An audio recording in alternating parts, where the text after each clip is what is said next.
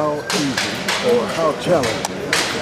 For a Danny Jacobs fight, I think that's a great fight. Look, Danny made a huge statement by look. Anytime you can beat Peter Quillin in 1 round by knockout, that's a big statement.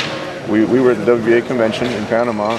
Danny Jacobs is the regular champion. Gennady is the super champion for the WBA. So that's a fight that would naturally make a lot of sense, especially in New York. I know Madison Square Garden has huge interest in that fight. If Gennady can sell out the Garden against David Lemieux, if he fights Danny Jacobs, who's a native of New York, I mean that's a big fight. That I could see that being on pay-per-view, and I think that would be a fight that could be made if we couldn't make either Canelo or Billy Joe Saunders. Speaking of Danny Jacobs, he's an Al Haymon fighter as well as Dominic Wade. How hard was it to get a deal done with an Al Haymon fighter on the HBO tonight? Well, I got to tell you that when Wade was named the mandatory, there was no hesitation from Tom Brown's standpoint.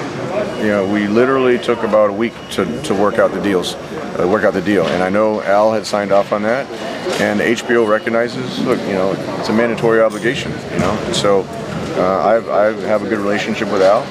I've known him for a number of years.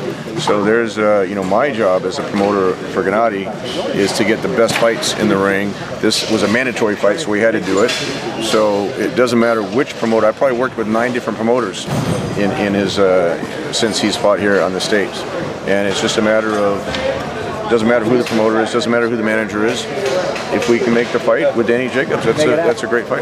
Okay, and do you expect this to be the highest HBO regular Boxing After Dark numbers for Golovkin? Well, it's actually World Championship boxing, and I think with the media attention, it should be as highest ratings right there. Okay.